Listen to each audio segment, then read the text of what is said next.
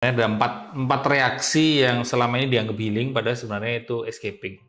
Small pause. Kalau masih berpikir pause itu kayak terlalu berat, small pause. Ini Itunya, S-nya nggak ngaruh. S-nya nggak ngaruh. Nggak ngaruh, nggak ada hubungannya. Karena tubuh kita begitu masuk, ntar berubah suhunya kok sesuai dengan suhu tubuh. Jadi kan tadi di podcast saya, vitamin D adalah dasar. Iya. Kalau saya sadar adalah dasar. Cakep.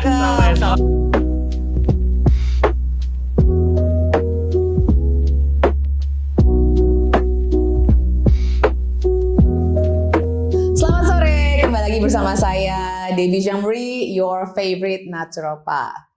Hari ini aku kedatangan tamu yang spesial. Sebenarnya kita udah kenal cukup lama, menjalankan bisnis bareng sebelumnya, ya. Langsung aja, Mas Aji. Aku pengen teman-teman Sehat Debbie ini kenal lebih dalam sama Mas Aji. Sebenarnya, Terima kasih udah diundang ya, Debbie ya. Seneng banget nih. Pasti teman-teman semua di sini pengen tahu juga nih, karena kan dikenal sebagai praktisi mindfulness. Bener nggak sih? Ceritanya begitu. Ceritanya begitu ya. Ceritain dong, Mas Aji ini siapa sebenarnya secara profesi, pendidikannya apa, dan bagaimana bisa sampai ke dunia ini sekarang, ke dunia emotional healing dan mindfulness ini. Ada dua jalan mungkin ya yang bisa aku ceritain. Jalan pertama itu terkait dengan akademis. Jadi SMA, aku lulus SMA itu, aku kan IPA dulu dan dapat kesempatan IPC itu Bu. Jadi milih 3 jurusan kan. Oke. Jurusan pertama itu aku kepengen teknik komputer. Oh. Iya, aku ngincer teknik komputer ITB. Jurusan kedua itu ELINS, elektronika instrumentasi UGM. Jadi memang aku ngincer IPA semua gitu. Tapi barulah yang ketiga itu psikologi, psikologi UGM. Dan ternyata hidup menuntunku untuk masuk ke psikologi UGM. S1 psikologi UGM. Dan sampai sekarang tuh masih ada beberapa orang yang ngira saya itu psikolog. Bukan, saya bukan psikolog. Ya, ini perlu saya garis bawahi karena kan akhir-akhir ada yang ngaku-ngaku bergelar psikolog padahal bukan psikolog. Ya. Saya itu sarjana psikologi. Untuk jadi psikolog, ini masih banyak orang nggak tahu, perlu S2 psikologi. Dan S2 psikologi itu pun terbagi menjadi 2. Ada MAPRO, profesi psikolog, dan sains. Jadi kalau S2 psikologinya sains, itu bukan psikolog. Dia ilmuwan, dia menjadi dosen psikologi, peneliti psikologi. Kalau yang psikolog itu yang ngambil profesi. Nah, saya S1 psikologi, setelah lulus, saya tidak melanjutkan. Nah, ini jangan dicontoh, ini merupakan contoh yang buruk lah ya. Saya tidak melanjutkan karena males.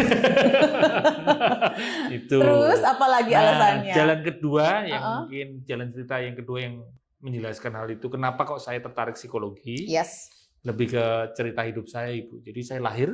Yes. Saya tidak bisa memilih lahir di keluarga yang seperti apa.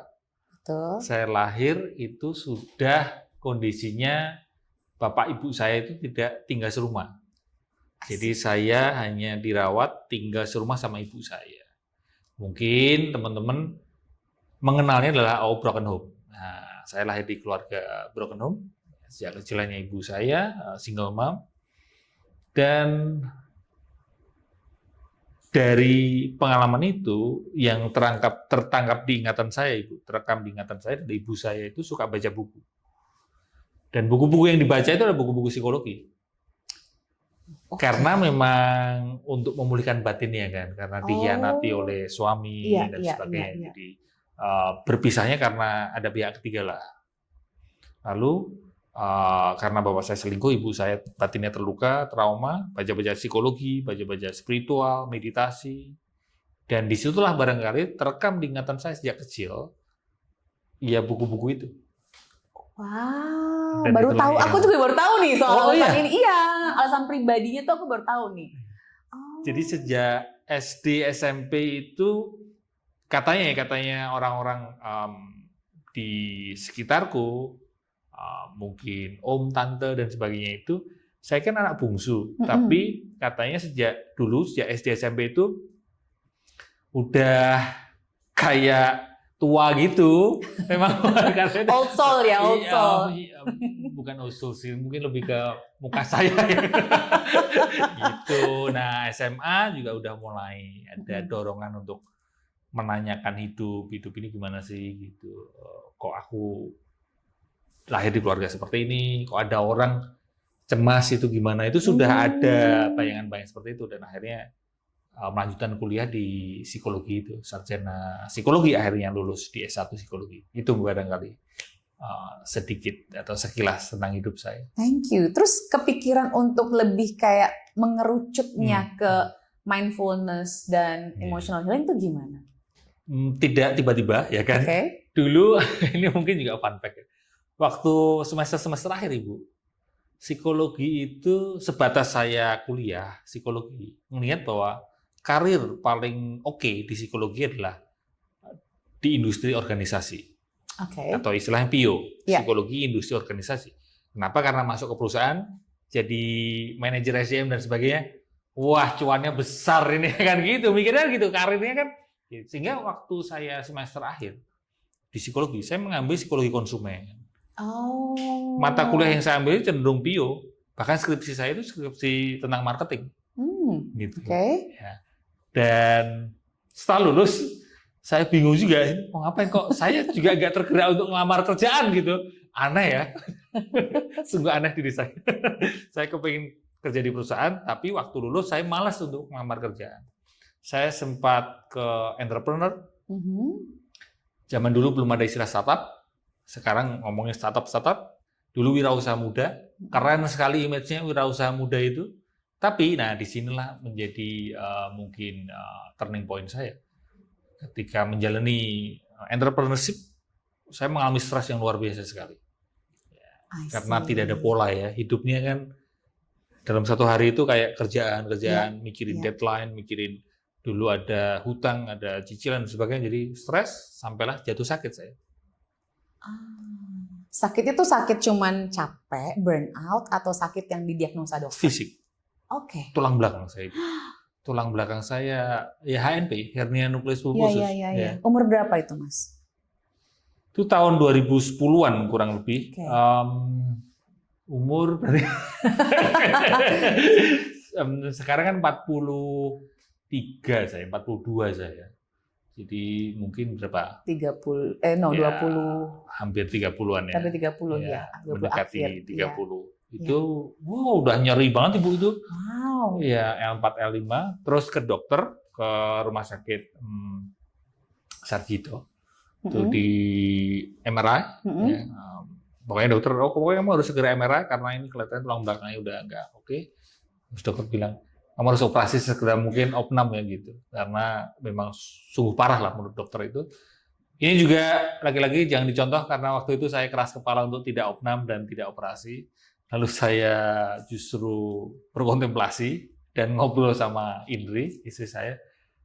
Kayak protes gitu Ibu, kayak gini, kenapa ya kok aku ini sarjana psikologi gitu, lulusan psikologi, UGM lagi. Tapi kok kenapa gara-gara stres? Karena dokter itu juga bilang, kelihatan kamu stres berat ya gitu. Kamu kan nggak jatuh, nggak kecelakaan kan? Ini dokter medis nih yang ngomong gitu ya? Spesialis syaraf. Wow, oke. Ya, jadi saya dulu nanya, saya kan nggak jatuh, nggak kecelakaan. Alhamdulillah nggak jatuh, nggak kecelakaan. Tapi kenapa kok kondisi tubuh saya seperti ini? Ya ini kemungkinan karena kamu stres, karena kamu terlalu sering duduk, sedentary lifestyle, kurang jalan, terlalu serius menjalani hidup ini, sehingga berdampak ke tulang belakang. Nah itu jadi pukulan keras saya kayak, aneh ya, saya ini secara teori oke lah gitu, tahu tentang psikologi manusia, tapi kok seperti ini. Nah itu kayak saya ya titik balik, terus kelihatannya saya perlu belajar menenangkan diri saya, memulihkan batin saya. Saya lalu mulai membuka lagi buku-buku teori-teori yang saya pelajari, berbagai hal yang terkait dengan memulihkan batin. Karena salah satu aspek yang besar yang membuat saya seperti itu adalah kemarahan sebenarnya. Lagi kemarahan masa kecil tanpa sadar, kenapa kok saya lahir di keluarga seperti itu, tidak seperti pada keluarga pada umumnya. Disitulah terus saya bisa dikatakan jatuh cinta sama mindfulness.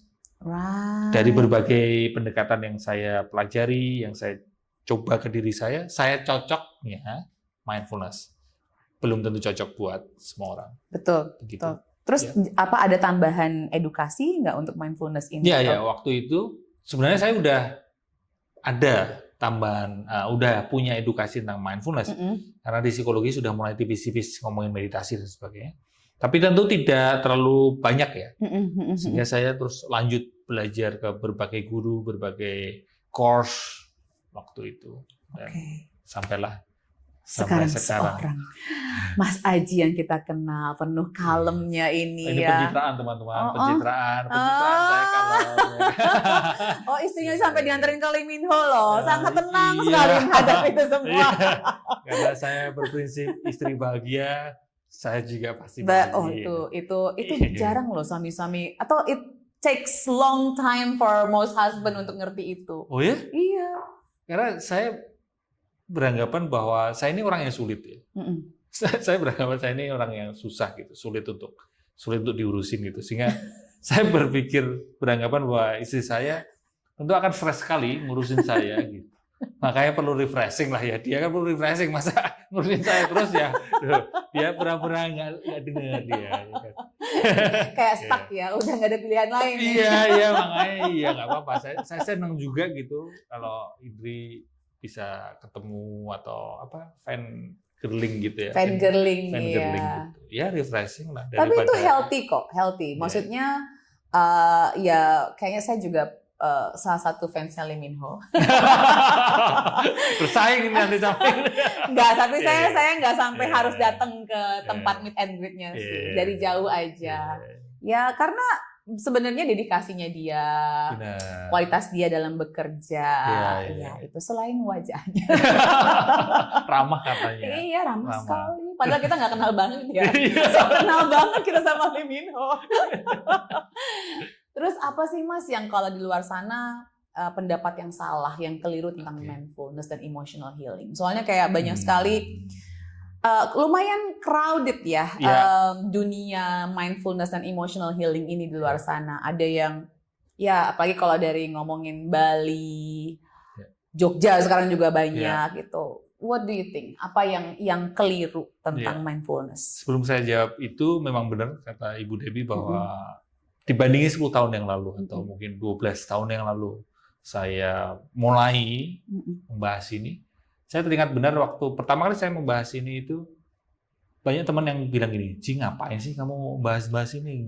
Nggak ada yang suka lah gitu, nggak ada yang tertarik, nggak ada yang ini gitu." Ya waktu itu memang belum ada bahkan. Ya udah ada tapi tidak sebanyak sekarang. Sekarang begitu bising, ya, banyak orang ngomongin tentang mindfulness. Berbagai hal kayak ditempelin mindfulness gitu.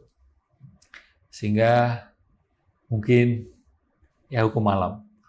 Tentu ada hal-hal yang tidak tepat ya, atau mungkin salah kaprah terkait dengan mindfulness. Salah satunya adalah mindfulness atau meditation. Itu sebatas yang saya pelajari. Itu kan sebenarnya perjalanan untuk mengurangi ego. Bahkan puncaknya adalah ngomong aku bermeditasi, itu sebenarnya tidak tepat. Karena masih ada aku.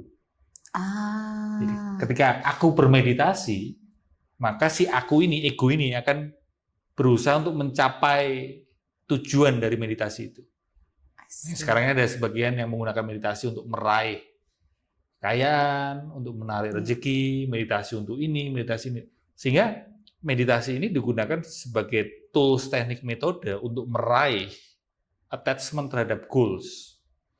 Attachment terhadap goals ini muncul karena ada aku, ada ego. Nah ini kesalahkaprahan selama ini untuk vibrasi positif dan sebagainya.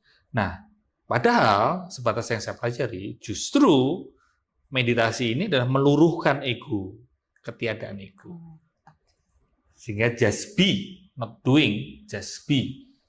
Meditasi untuk apa? For the sake of meditasi. Tapi ini tentu nggak asik, nggak seru. Ya kan? Maksudnya orang Terus ngapain bermeditasi? Iya, gitu. ya manfaatnya apa? Manfaatnya apa gitu. Oh. Tapi ya memang begitu. Meditasi itu dimensinya bukan doing, dimensinya itu routing gitu, masih mendalam ke being, bukan reach something yang kita anggap goals. Right. Itu salah kaprah yang mungkin akan mengurai berbagai hal yang ternyata ketika dikaitkan dengan aku ego ini ya itu bukan meditasi. Selama ada aku yang bermeditasi itu sebenarnya bukan meditasi. Wow, udah mulai dalam nih ya. Iya. Ayo, nah teman-teman nih, secara pribadi saya tuh sebenarnya untuk bermeditasi itu agak sulit. Yeah. Buat saya bermeditasi tuh kayak memasak, itu meditasi saya. Cause I'm just being and menyatu dengan intensi saya untuk memasak, membuat badan saya sehat, membuat keluarga saya sehat, dan saya nggak ada hiruk pikuk yang lain ya, gitu. Memasak itu saya bener-bener karena food buat saya itu adalah soul di rumah saya gitu, atau mengedukasi orang lain. Saat saya mengedukasi orang lain itu saya benar-benar fokus di situ aja gitu ya. Buat teman-teman nih Mas yang punya kesulitan untuk bermeditasi, kenapa itu Mas? Karena beranggapan mungkin kendalanya adalah beranggapan bahwa meditasi itu mesti sitting, mesti ya gitulah bayangannya. Berdiam diri gitu ya. Coba teman-teman tulis di komen. Nah, ini nanti kan apa yang di YouTube. Iya, di YouTube ini. Ya, coba tulis di komen ketika kamu mendengar kata meditasi, apa yang ada di pikiranmu, ya. Nah, biasanya kan beranggapan bahwa duduk bersila, merem dan gitu ya.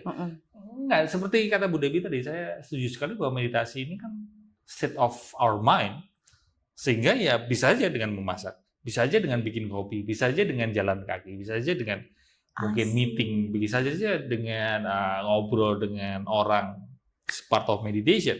Karena meditasi sekali lagi adalah being, just be.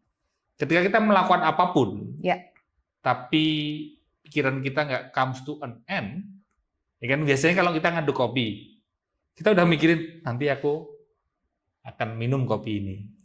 Ketika masak, seringkali orang udah mikirin nanti hasilnya. Ya, itu comes to an end kan. Tapi ketika kita hanya masak momen per momen, nah itulah meditasi. Maka langkah pertama sebenarnya simple. Creating pause. Small pause. Kalau masih berpikir pause itu kayak terlalu berat, small pause. Contoh, ketika sebelum meeting atau sebelum breakfast, one inhale, one exhale. One inhale, one exhale, then breakfast. Maka selesai atau mau berganti aktiviti yang lain, one inhale, one exhale. Tapi disadari ya, jangan cuma enggak seperti itu. One mindful breath. Inhale, sadar, nafas masuk. Exhale, sadar, nafas keluar. Baru ngelakuin. Segitu gampangnya loh sebenarnya teman-teman. Ini kayaknya masih banyak misperception di luar sana soal meditasi ya. Karena terus gini Bu, kayak merasa kesulitan. Aku itu orang yang sibuk banget Mas, apalagi tinggal di kota besar, kerjaan banyak gitu kayak. Meditasi itu kayak seolah akan mengganggu itu semua. Enggak, kita bisa mengkolaborasikan, mengcombine itu meditasi. Oh, thank you. Nah, ini dari praktisi mindfulness langsung nih. Karena menurut saya juga orang yang cukup sibuk sebagai seorang praktisi kesehatan. Dan saya juga punya kayak emergency service buat klien-klien saya yang ting-tang-ting-tung terus gitu ya. Kadang-kadang di jam-jam yang mungkin udah capek kitanya juga ya. Punya anak, punya suami. Jadi, saya juga tadi berpikir gitu, at least the pause. Dan tadi yang Mas Aji bilang itu interesting banget loh. Ini aku mau nambahin sedikit naturopati di situ ya. Tadi sebelum makan aja kayak pause, nafas. Itu tuh membantu pencernaan sebenarnya. Oh iya? Iya. Jadi banyak orang yang nggak sadar atau bahkan nggak tahu ya, kalau sistem pencernaan kita itu hanya bisa bekerja kalau kita itu dalam kondisi parasimpatetik. Dan makan itu kerjaannya banyak banget. Jadi kita tuh cuma ngunyah doang, mikirnya kita udah pas ngunyah, nolong terus gone, that's it, right ya. Tapi pekerjaan dari sistem pencernaan itu banyak banget. Jadi pada saat kita cuman pause, nurunin dulu, whatever that is. Dan tadi cuma sekedar nafas ya. Kalau aku bilang sih, aku ngajarinnya at least 3 kali nafas lah gitu. 3 kali nafas. Diem dulu dan kalau bisa makan itu tuh fokus. Iya. Mindful eating ya, single tasking. Iya. Makan kan cuma 10 menit sebenarnya kan.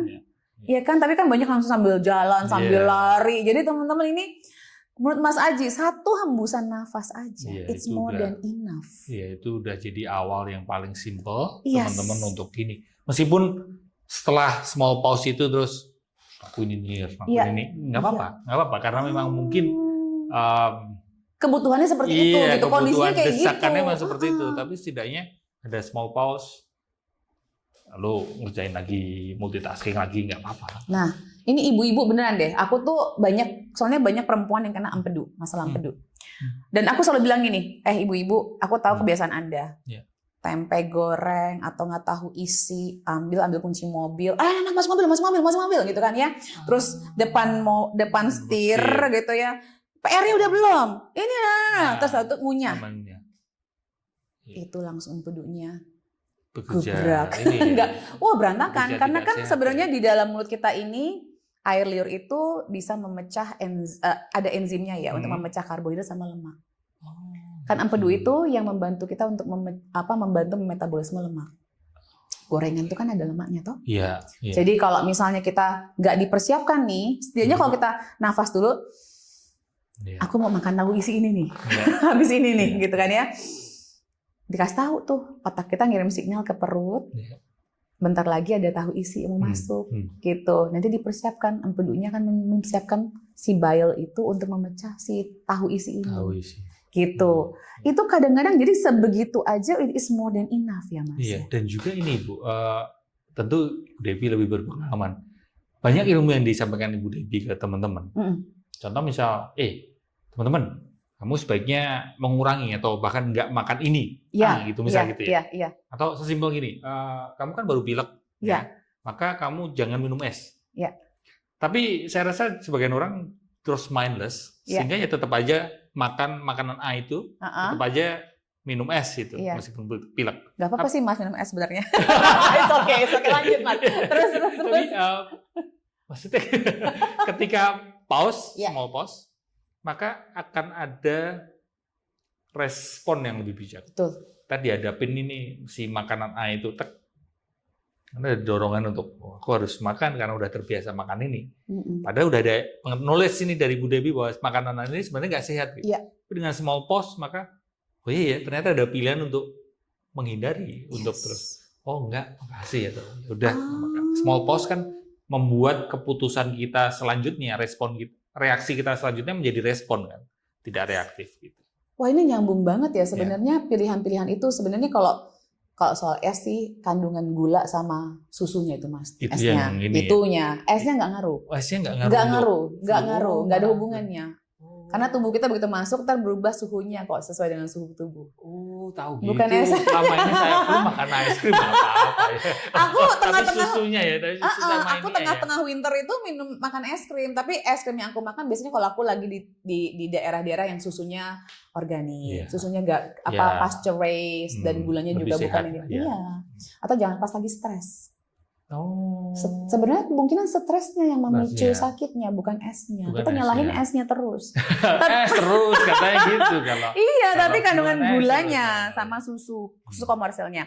Tapi ini interesting. Jadi ini nyambung banget ilmu ini sebenarnya dengan kalau aku bilang pilihan-pilihan kita itu kalau kita pause sejenak, nggak sulit ya untuk memilih pilihan lebih baik dalam hidup ini. Benar sekali. Wow. Hanya saja ini kalau di digging deeper. Setiap pilihan kita ini kan terkondisi masa lalu. Maksudnya gini, contoh misal waktu saya kecil, waktu saya remaja, saya sering lihat tahu. Misalnya tahu. Lalu ketika sekarang ini, saya dihadapkan pilihan tahu dan tempe, kemungkinan besar, karena terkondisi dulu ngeliat tahu terus, maka saya memilih tahu. Sehingga setiap pilihan kita, itu adalah terprogram masa lalu kita. Untuk melonggarkan atau untuk bisa ada alternatif lain, small pause. Ketika dihadapkan tahu dan tempe, small pause. saya lebih merasa, saya lebih sadar bahwa saya bisa kok memilih tempe, nggak harus memilih tahu. Sehingga barangkali teman-teman yang selama ini terus-terusan attach terhadap pilihan makanan yang nggak sehat, kemungkinan karena terkondisi batin atau kondisi mental selama ini terkait masa lalu.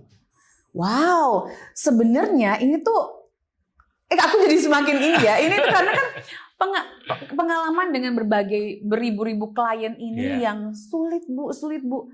Ya memang kalau aku selalu bilang gini loh, proses aku sampai di titik ini itu nggak pendek.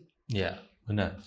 Ada, bahkan suamiku pun bilang gitu, yang sabar ya, karena kan klien-klien kamu itu ibaratnya kamu 20 tahun yang lalu.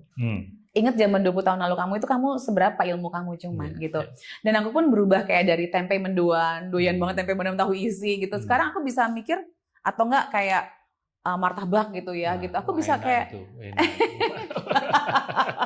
tapi aku sekarang karena komunitas aku sekarang udah banyak yang bikin martabak gluten free dan sehat, aku tinggal milih yang ada pilihan lain kok dan sama enaknya. Karena sebenarnya program itu sih sebenarnya ya. Iya, terkunci di program itu tanpa sadar orang kok susah ya gitu. Bukan susah sih karena terprogram aja gitu.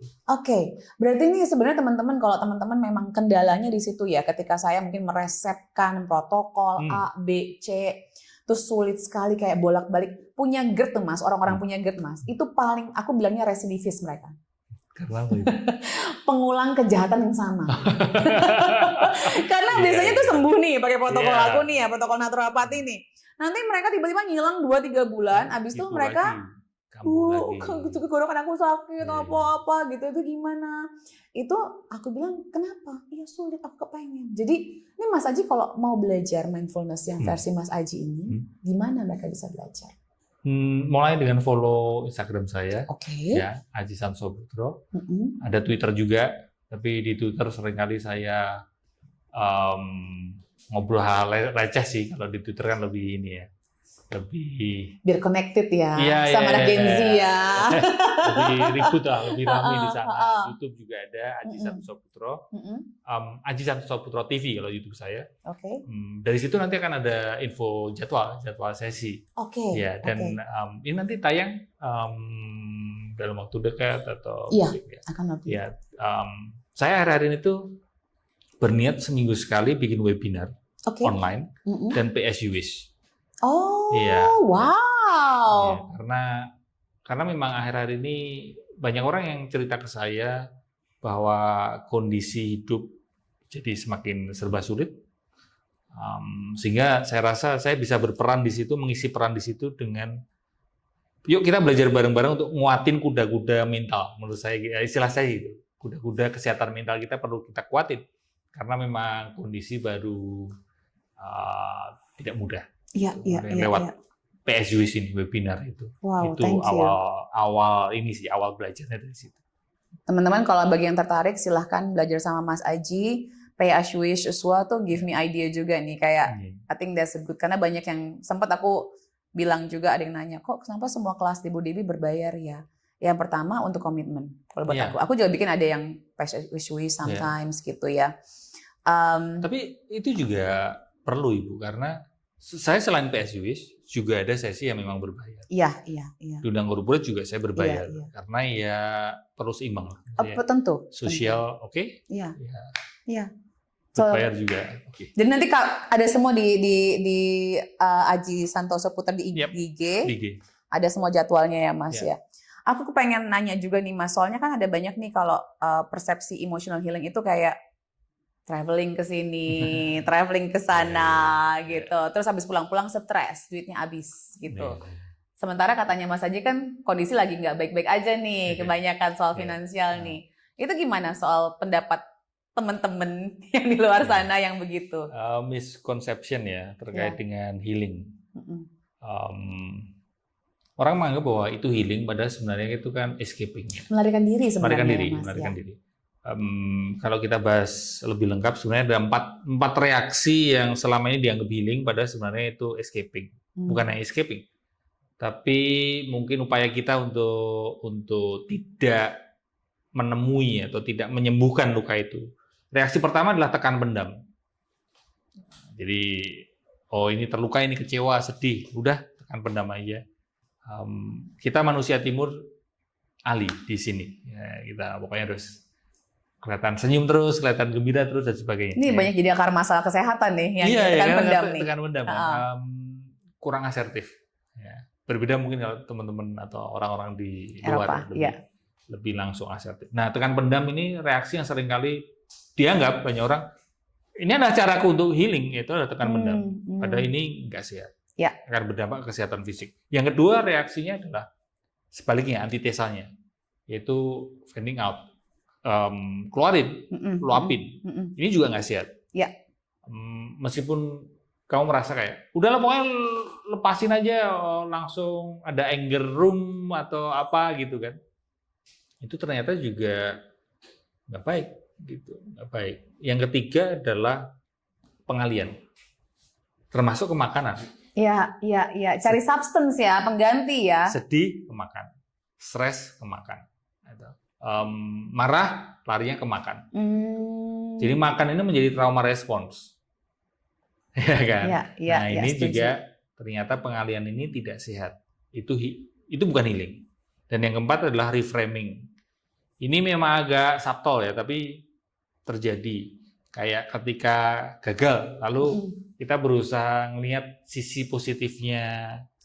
Oh ini, untung gagal adalah sukses yang tertunda gitu-gitu. Terus misal dikaitkan dengan kesehatan, nggak apa-apa lah makan dikit, cheating dikit, gitu. Tapi lama-lama ya jadi banyak, ya kan? jadi makannya tambah ngawur gitu. Ya ini kan reframing ini kadang, ya di awal memang kita mungkin perlu reframing karena supaya tidak terus down banget. Iya. Tapi jangan kebablasan, jadinya denial. Itu empat reaksi yang selama ini, termasuk traveling. Traveling itu masuk yang ketiga, pengalian. Iya. Ya kan? Stres, sedih, kecewa, udahlah traveling aja. Pengalian ini biasanya larinya ke eating, traveling, shopping. Iya. Ya kan? Lalu sleeping. Oh iya. Ada orang yang dikit-dikit ngantuk, dikit-dikit tidur. Iya. Nah, kemungkinan itu karena escaping. Oh, ada teman aku tuh kalau lagi berantem sama suaminya tidur.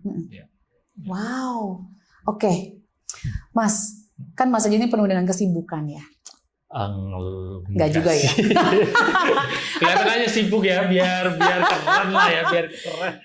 Atau gini aja deh, bagi teman-teman di luar sana yang penasaran, kan Mas Aji kesannya nih, pencitraannya nih, gitu. Enggak, bukan sibuknya, tapi kalem. Oh, kalemnya. Gitu. Terus mindful sekali. Can you share, please, satu hari itu tuh Mas Aji. Kegiatan Mas Aji bangun tidur sampai tidur lagi. Itu bagaimana caranya untuk terus ngapain aja gitu. Mungkin bangun pagi langsung minum kopi dulu, atau ngapain dulu, atau olahraga dulu, atau ada specific time buat being mindful. Boleh nggak Mas? Tipikal aja, nggak harus kayak harus ini banget. Ya. Pagi saya berusaha untuk slow morning.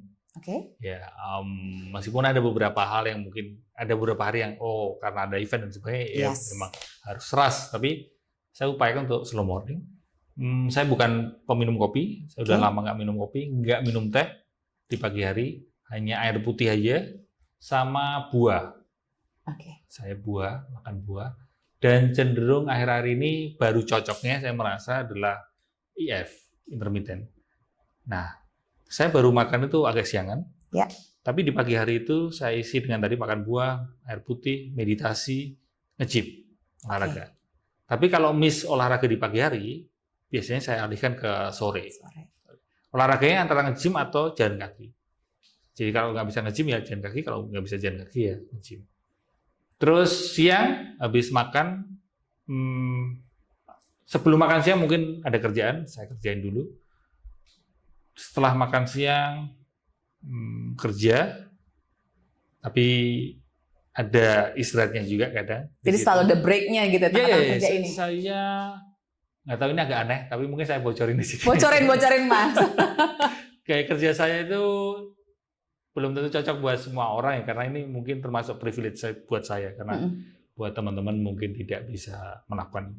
Saya itu selalu nulis to-do list di handphone saya. Satu list saya lakuin saya istirahat itu bisa berapa lama? Minimal berapa lama restnya? Tergantung ya. Kalau yang berat banget, kerjaan yang berat, mungkin saya bisa 10 menit, 15 menit. Oke. Ya. Which is nggak lama sebenarnya. Oh ya? Iyalah. Kan orang-orang mungkin mikirnya 1 jam, gitu, 2 jam. Enggak. Jadi cuma 10 menit, 15 menit. Oke. Tapi kalau memang nggak terlalu berat, kadang cuma 5 menit, beberapa menit, lalu saya next activity. Oke. And what did you do kalau pas lagi rest itu? Baca buku. Dan baca bukunya nggak harus psikologi ya? Oh, nggak harus. Okay. Saya bahkan ada satu buku menarik akhir-akhir ini ya. Tapi ini masih psikologi sih. Tapi nggak apa-apa. Mungkin ada rekomendasi buku saya itu yang akhir-akhir ini terkait dengan tadi mengurangi kesibukan. Ada buku judulnya Work. Ini buku yang kelihatan nggak terlalu terkenal, tapi sangat penting menurut saya untuk kesehatan mental. Buku Work ini ngomongin tentang sosiologi kerja.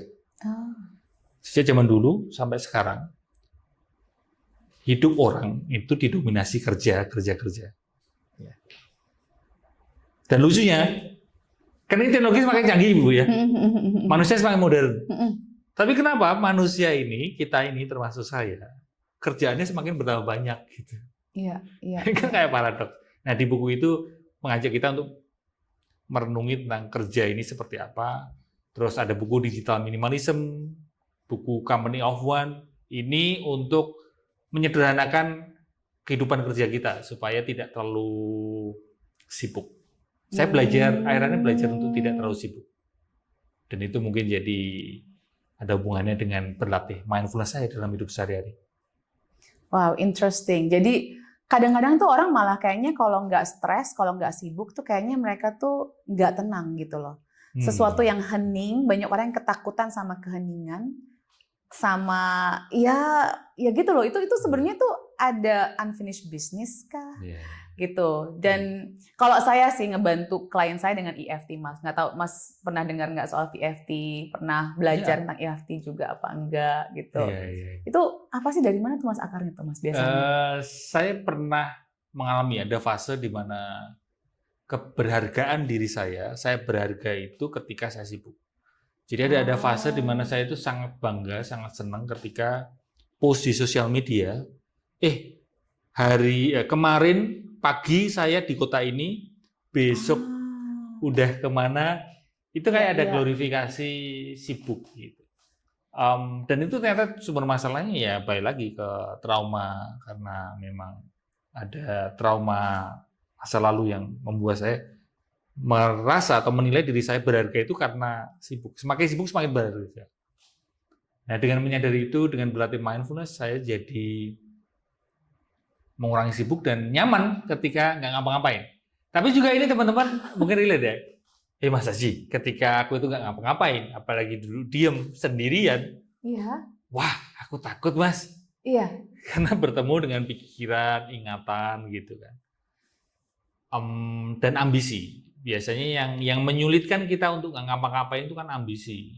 Ambisi kita kepingin ini, kepingin itu. Ambisi begitu besar. Kepingin menaklukkan dunia kayak atau kepingin menyelamatkan dunia gitu. Nah, itu di titik tertentu kita menjadi agresif. Dan justru balik lagi kan. Bandulnya itu jadi balik ke hal yang nggak sehat. Keagresivitasan kita untuk berbuat baik, keagresivitasan kita untuk menyelamatkan hidup ini justru membuat nggak sehat. Nah, itu yang mungkin perlu kita sadari sehingga pelan-pelan belajar untuk diam, untuk hening, untuk menemui pikiran, perasaan. Kalau itu mindfulness seperti itu, esensinya di situ. Kalau EFT mungkin Bu Debbie yang lebih mengakar sih, mencari akar kenapa itu. Dan tapi interesting tadi Mas bilang itu ya akarnya itu ya kayak saya ada satu klien ya yang FOMO ya, jadi fear of missing out. Kalau dia diem, dia nggak ngapa-ngapain, takutnya tuh dia kayak nggak mencapai target hidupnya gitu, kayak yang ini kan ada waktu nih, jadi buang-buang waktu malah gitu. Padahal sebenarnya itu justru malah bisa menjadi pegangan kita ya. Kita harus cari tahu nih, kenapa kita begitu ya? Kenapa kita bisa merasa hening itu mengganggu ya? Iya. Dan kalau secara manusia ya, manusia kita ini kan menginginkan mencapai sesuatu. Contoh misalnya orang jomblo. Jomblo pengen punya pasangan. Karena beranggapan bahwa punya pasangan itu hidupnya akan terisi, hidupnya nggak akan kosong gitu. Tapi ketika punya pasangan, iya sih selama beberapa bulan dia akan, beberapa tahun dia akan merasa hidupnya nggak kosong. Tapi setelah itu kan merasa kosong lagi. Iya. Lalu, aku harus menikah, aku harus punya anak, harus punya. Tapi lihatlah, kita ada fase yang selalu kembali ke kosong. Udah mencapai, kosong lagi. Lari lagi, nyari buat ngisi, kosong lagi. Nah, boleh aja sih kita meraih mimpi-mimpi kita itu juga diperlukan. Tapi yang juga perlu diperhatikan adalah kita perlu berteman dengan rasa kosong itu. Karena kalau enggak, pencapaian-pencapaian itu kayak ambisi yang nggak ada habisnya gitu. Iya. Pertanyaan renungannya adalah, bahan bakarmu untuk mencapai yang kamu inginkan itu, atau bahan bakarmu untuk meraih impian itu, sebenarnya apa? Bahan bakarnya apa? Love or fear? What a nice closing statement from you. Love or fear? Kalau boleh kasih satu pesan tentang itu, apa Mas yang terakhir Mas?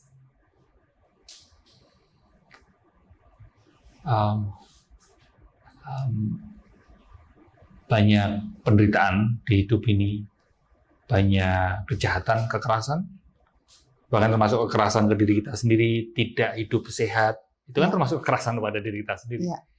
Itu seringkali berawal dari kita ini sangat takut untuk menemui diri kita sendiri.